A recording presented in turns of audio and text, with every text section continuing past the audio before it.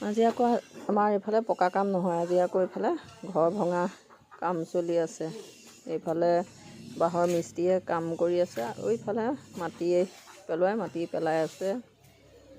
একদম সকলো কামে কামে ব্যস্ত হৈ আছে। এইফালে মাটি ঘৰৰ বাউণ্ডেৰীত ভিতৰত মাটি পেলোৱা হৈছে। এইফালে পকা মিস্ত্ৰীয়ে কাম কৰি আছে।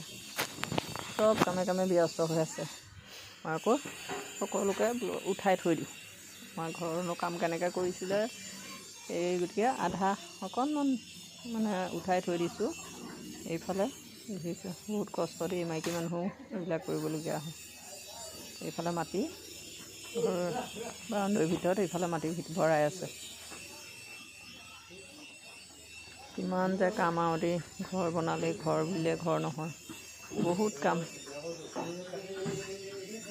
একদম মাটি ভৰাব লাগিব, তাৰপিছত ঢেৰ কাম আছে আৰু ঘৰ বুলিলে